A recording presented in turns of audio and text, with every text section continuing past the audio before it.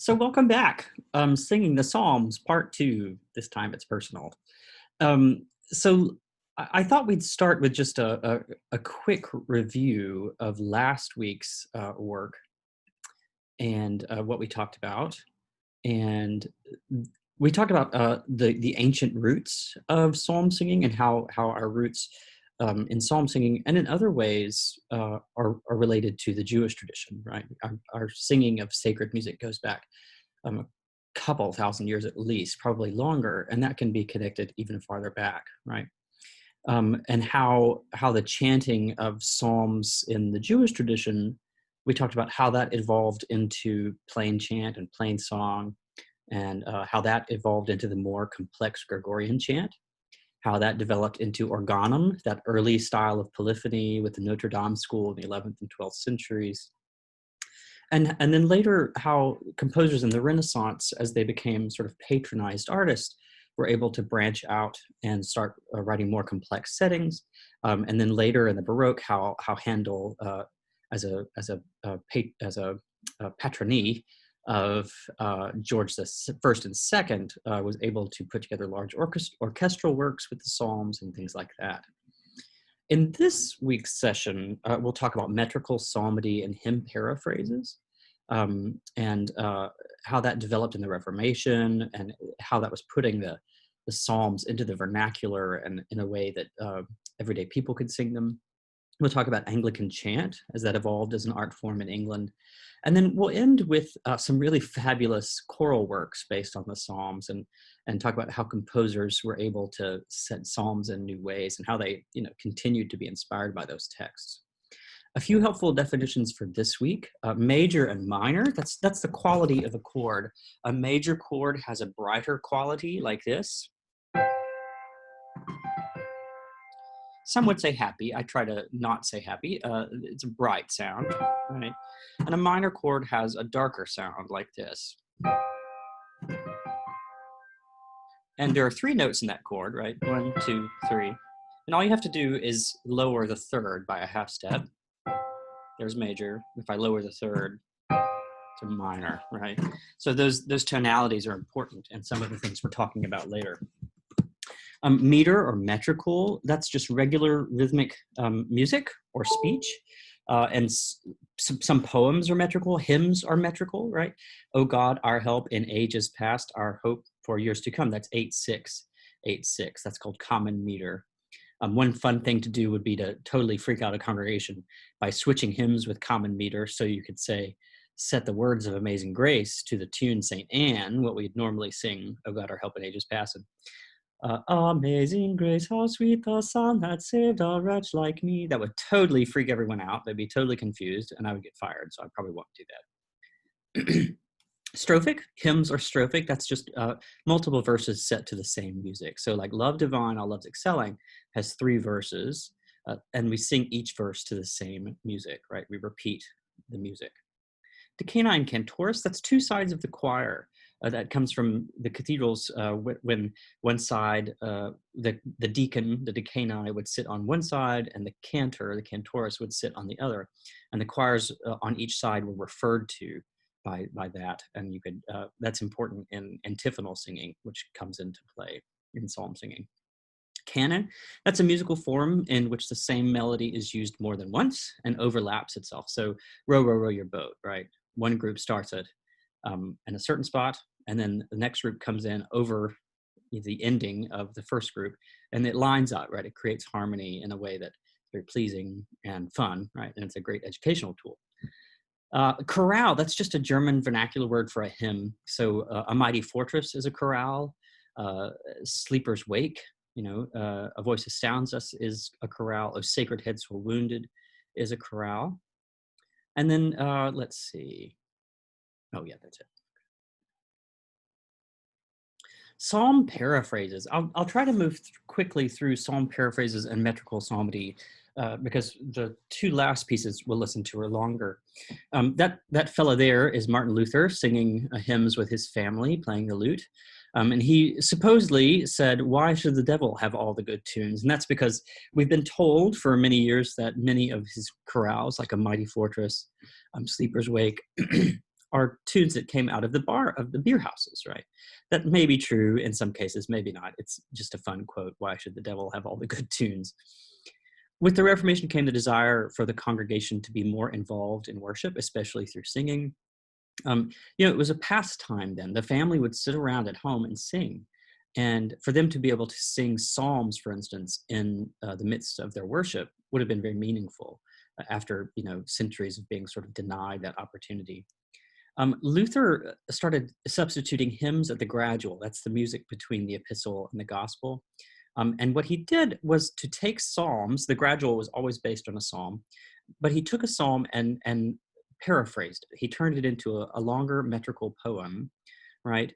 So that he could set it to some of his favorite tunes. And the most famous of those is probably Psalm 46, which Luther turned into A Mighty Fortress is Our God.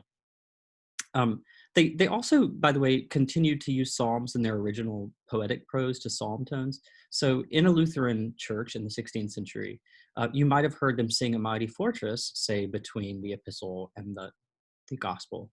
But at the psalm, before all of that, you probably would have heard the choir or a cantor sing the psalm to plain chant in German in its original poetic form out of the Bible, right?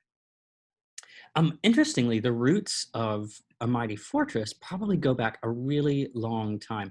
One musicologist says that it probably comes from the initial Eurasian migration events. So, I mean, that's going back a long way, right? And they can tie that back in all kinds of interesting ways that I don't quite understand because I'm not a musicologist. But they're able to trace its roots really far back. So this is an ancient tune. The version we're looking at here is the rhythmic version. This is how Luther would have sung it. Bum, ba, ba, ba, ba, ba, ba, ba, ba.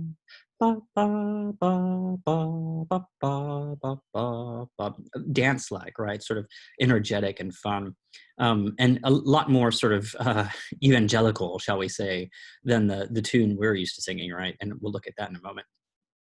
But look at how Luther paraphrased it. So the psalm text here on the left, God is our hope and strength, a very present help in trouble. And the way he's paraphrased that, and of course we're looking at it through a translation, but the way it's paraphrased is, a mighty fortress is our God. God is our hope and strength.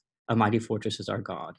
A bulwark never failing, a very present help in trouble, right? A very present help. A bulwark is a present help, right? And something that protects you in trouble. And then if you go on, therefore we will not fear that the earth be moved.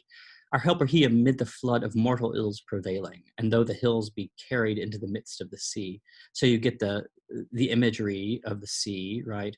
He amid the flood. It's a very free, sort of lots of liberties taken in his paraphrase, but the purpose, the meaning of the text comes through in a new way, probably. I'm always sad we don't sing this version of the tune more.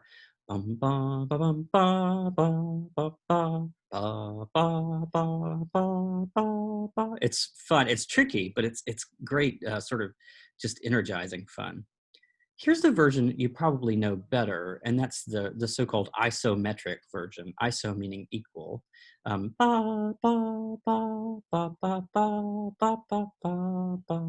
It's interesting to think that the difference in the rhythm from bum, ba, bum, bum, bum, bum, bum, bum, bum, to this one, bum, bum, bum, bum, bum, bum, bum, bum, bum. Slightly more, I don't know, Protestant, slightly more staid and a little set in its ways, right? A little less out there, right? Which is a little disappointing because it's such a great text and tune. And so maybe one day we'll get really brave and use the original version. We'll listen to a little bit of this, and this is a grand English setting of it. Stephen Clearbury arranged this for King's College, Cambridge.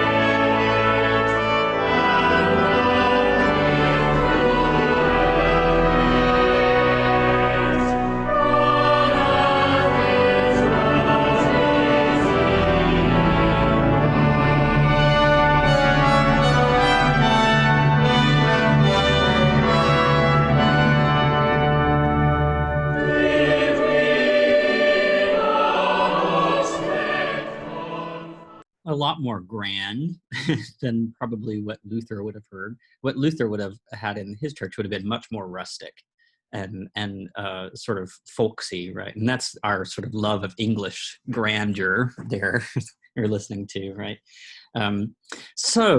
Meanwhile, in England, the Reformation had caught on as well. And this fellow, Thomas Tallis, was one of the great composers of the time, wrote music from the reigns of Henry VIII through, he died in the reign of Elizabeth I. So he lived through, all of the troubles in England in that century.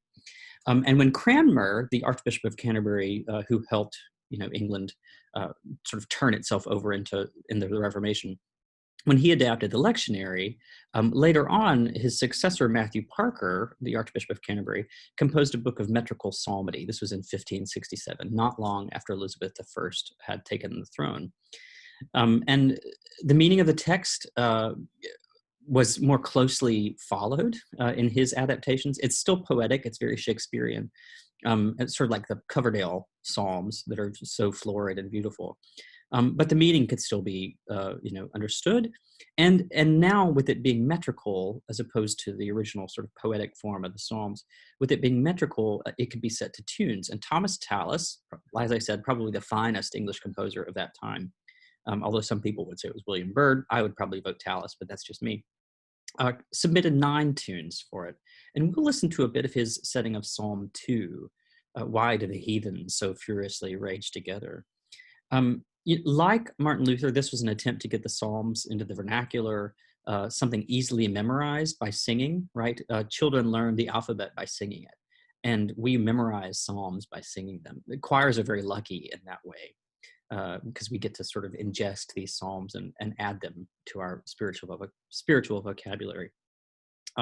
You'll notice that the metrical version here of Matthew Parker is a bit more faithful to the Psalm. So if you look there on the left, why did the heathen so furiously rage together? And then the first part on the right, why fumeth in fight the Gentile spite and fury raging stout? So you've just taken it and made it a little more florid, right? And made it so that we could set it in a meter, so 8686 or something like that. Like I said about, oh God, our help in ages past. And why do the people imagine, that's a typo, sorry. And why do the people imagine a vain thing? Why take in hand the people fond vain things to bring about? Then the second verse, the kings of the earth stand up and the rulers take counsel together. Then the metrical version, the kings arise, the lords devise, and councils met thereto. And then the psalm, against the Lord and against his anointed, against their Lord with false accord, against their Christ they go. So you'll notice that in addition to metricizing the text, Parker's also Christianized the psalm by adding Christ there, right? As we do at the end of the psalm, say at morning prayer or evening prayer, by adding glory be to the Father and to the Son and to the Holy Spirit, right? That's one of the purposes of adding that so-called doxology, right? So we'll listen to just a bit of, let's see, Tallis's setting here, which you'll recognize the tune. It's in the tenor. It's a very famous tune. We sing it. It's in our hymnal. And you'll notice, if you know Vaughan Williams' music, you'll recognize it as the fantasy on the theme of Thomas Tallis. And the way this choir sings it, this is the 16, directed by Harold Christophers. They sing it very rustic, very sort of raw and visceral. And it's you can imagine sort of an English country parish, belting the psalm out in this way, as opposed to that rather grand, refined version that we listen to of A Mighty Fortress, right? Why fume inside the Gentile spite, in fury raging stout? Why take in hand the people fond, vain things to bring about? The kings arise, the lords divine.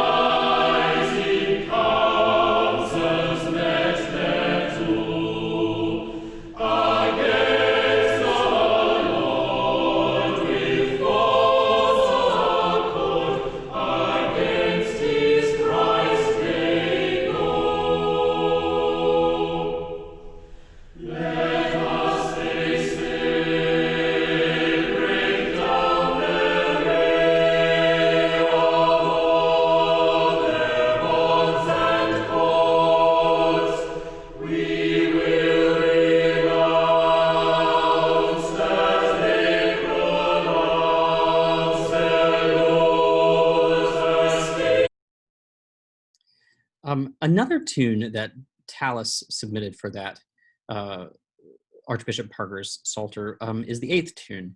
Da, da, da, da, da, da, da,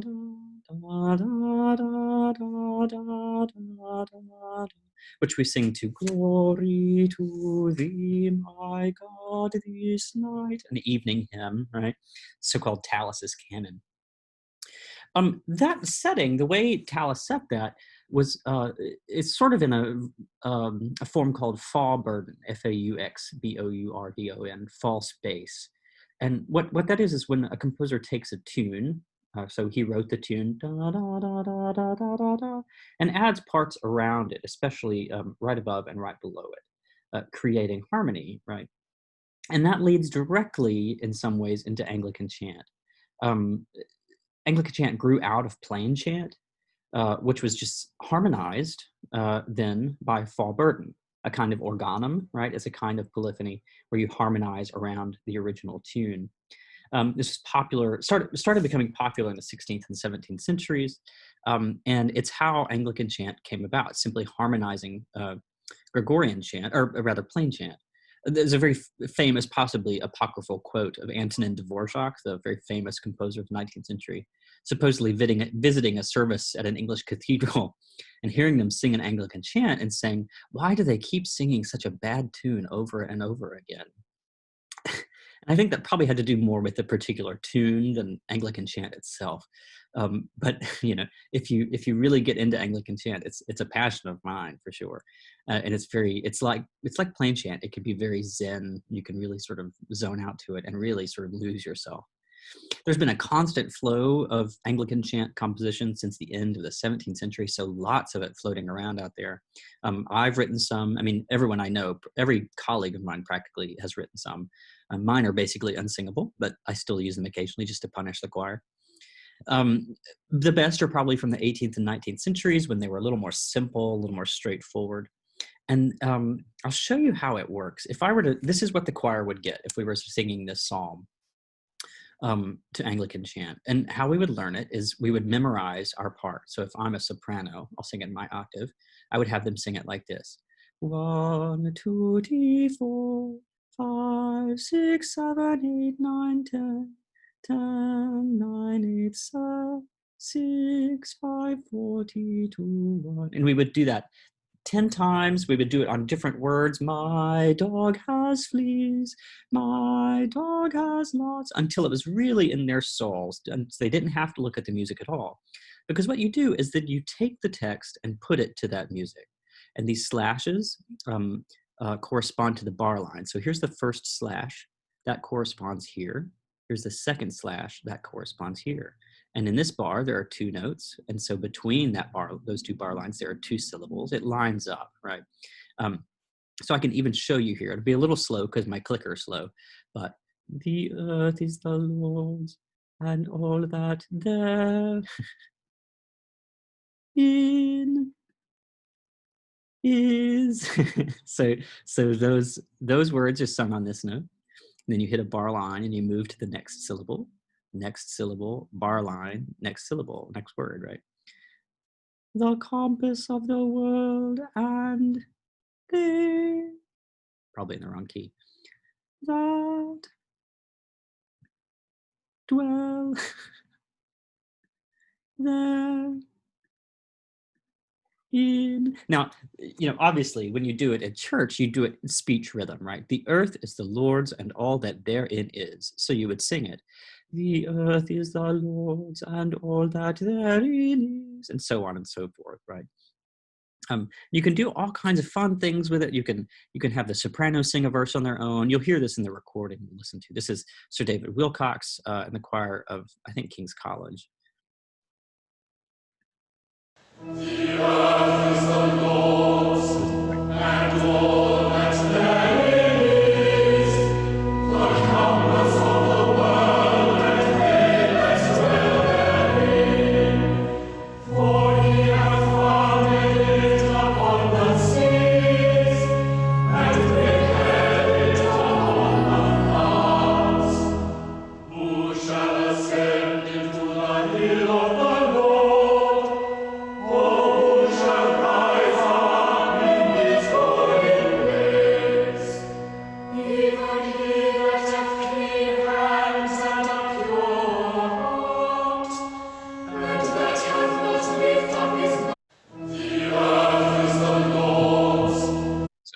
just for time's sake, but you get the idea. It's such a fun sort of mental exercise for the choir. It's a great team building exercise because you really have to listen to each other and just sing as a unit without breaking sort of character.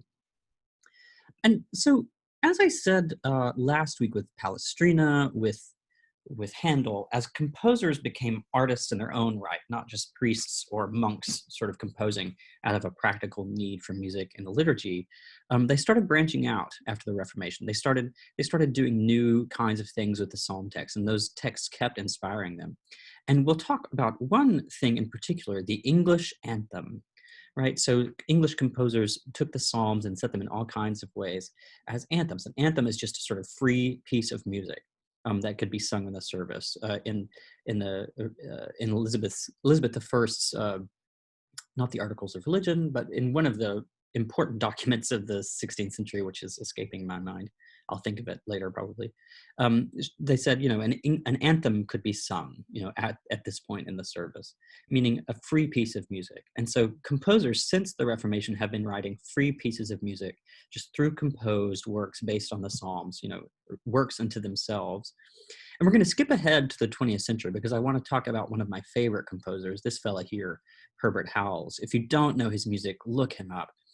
His music is infused with mysticism. It's amazing. It sounds ancient and modern at the same time because you hear chant influence, but you also hear jazz influence. You hear these wonderful sort of jazzy moments. It's smoky, mysterious music. Howells was an incredible composer, prolific, and one of the most important composers of sacred music in the 20th century. He studied with Stanford, the very famous Irish composer who was famous in England. In fact, you see in this portrait, the ring on Howells' finger was Stanford's. He gave it to him when he died. Stanford gave it to Howells when he died. So you could see that Stanford really saw Howells as his successor, right, as the sort of dean of English cathedral music.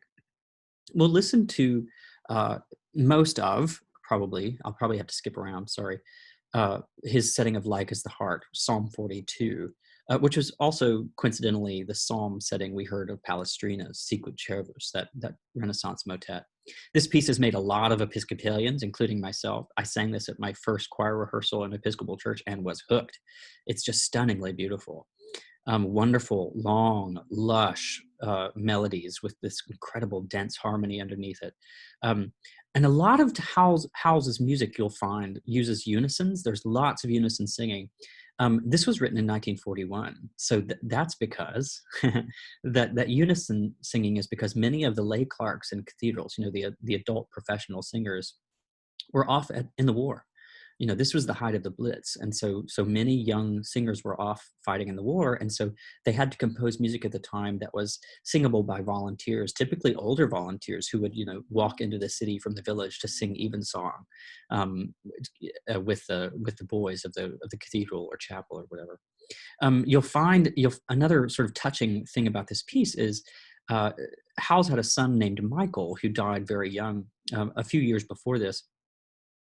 And he was an alto in the choir he sang in. And the only time the altos sing in this piece is when the choir sings, "When shall I come to appear before the presence of God?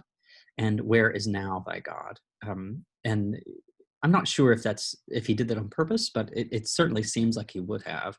It seems very purposeful that the altos are left out almost completely except for those phrases, right? And let's see. Yeah, so here we go.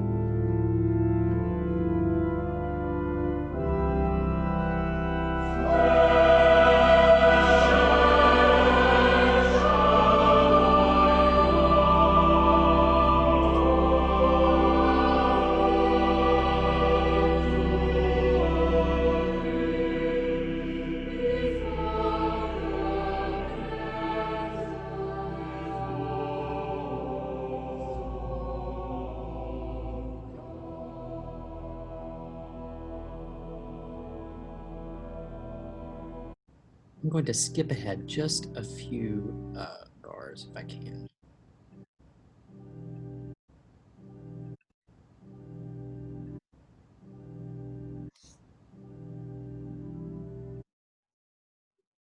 Yeah, it doesn't want me to. So just an incredible piece of music. And you hear the jazz here in the beginning. Like as the heart desireth the waters. It's like something out of Ella Fitzgerald, right? Just incredibly beautiful music. Let's see. Let's go here now. I encourage you to look up the music of Howells, say on YouTube, and just seep yourself in it. It's really, really beautiful. Let's talk about the Chichester Psalms of Leonard Bernstein. Leonard Bernstein, the composer of Candide, West Side Story. In 1965, Chichester Cathedral in England commissioned this work. It's a 3-movement work. The Psalms are sung in Hebrew. It's for orchestra and choir and voice soprano. Heavily features the harp, which sort of brings to mind, David playing upon the harp. And the fact that it's sung in Hebrew is interesting because Bernstein, of course, was Jewish. This is one of his most overtly Jewish compositions. And he sometimes sort of eschewed doing that, but here he was being very, very open about it. And that's a sort of touching thing. The movement we'll listen to uses 2 psalms. It's Psalm 23, the Lord is my shepherd, and Psalm 2, just like the Tallis, why do the nations so furiously rage, right? It starts with this bucolic, jazzy setting of Psalm 23 sung by a voice soprano, backed up by sopranos and altos singing the same tune in canon. And then it's interrupted very rudely by the men of the choir, the tenors and basses, singing Psalm 2, why do the nations so furiously rage? And this sort of angry, jagged rhythm. That beautiful jazzy setting of Psalm 23 comes back, but Psalm 2 is you always hear it bubbling away underneath this sort of spooky, scary rhythm that comes back. And then even at the end, after the Psalm 23 has sort of triumphed, you'll hear a tag, a coda at the end of the piece where Psalm 2, the rhythm comes back, almost as if there's unfinished business. It's an amazingly beautiful piece of music. And you really hear sort of Gershwin in it. Let's see if I can find a spot. Da da da da da da da da da da da da. Yeah, that's very sort of Gershwin there. And also, if you remember last week in that transcribed psalm from the Yemenite Jews that musicologist Idelson put together, those little ornamental notes at the beginning and ends of phrases, da da da da da da, right? You see that Bernstein uses ornamental notes in this. It's a very Eastern effect. And so, setting it in Hebrew, himself being Jewish, he was steeped, he knew Jewish music, he knew Jewish psalm singing. And so he added that to this piece, which gives it even more sort of sincerity.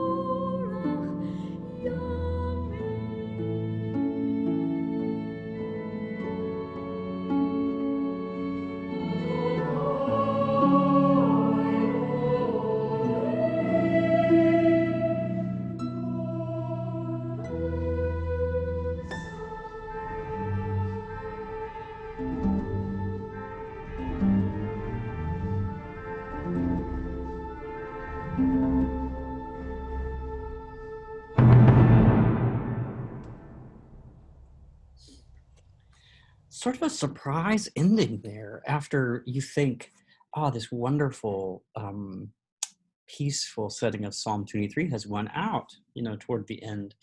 And yet Britten decides to bring back that sort of angry rhythmic character from Why Do the Nations So Fear? Da da da da da. Da, da, da, da, da, da, da, da, da, da, and then that sort of shock ending, right? That blast at the end. A sign of the times, I think, in 1965, right? Things were not great, and he saw that, and he said, the Lord is my shepherd, I shall not want. And in the midst of that, why do the nations so furiously rage together? Composers are just incredible. Some composers are incredible at capturing the moments they live in, and Bernstein was certainly a part of that. I mean, you hear jazz, you hear classical, you hear pop even in the music of Bernstein, and it's just an incredible composer, and it's such an incredible work. So we use psalms at St. James in just about every way that we've talked about, right? We sing plain chant, we sing Gregorian chant, we sing Anglican chant a lot. That's sort of our go-to, right? And I hope in the future, when we're able to sing together again, that to introduce congregational Anglican chant occasionally, maybe once a month, where the congregation gets to sing along on a simple Anglican chant with the choir, because it's just so important to me that people sing the psalms. And if they can't sing the psalms, that they hear them to tunes that they'll memorize the psalms with, because I know that there are certain psalms I've sung so many times, like Psalm 103, for instance, that comes up often at Evensong especially. And I've sung that so many times to the same Anglican chant, Walford Davies and C, that I can basically sing that psalm from memory. Bless the Lord, O my soul, and all that is within me, bless his holy name. And so I and choirs ingest this sort of spiritual vocabulary from the Psalms. Jesus sang psalms, right? We know in Mark that Jesus as an apostle sang the Psalms at the Last Supper. And singing just adds a sense of unity that speaking often doesn't, right? Singing these texts really unifies us, just as singing the text of a hymn does. I really recommend going to YouTube and looking up Anglican chant, Guildford Cathedral, Guildford Cathedral. And you can listen to hours of Anglican chant songs. It's a great thing to do at the gym when you're on the elliptical or whatever, just to really sort of zone out and absorb these texts. because they really do, as I said, become a spiritual vocabulary.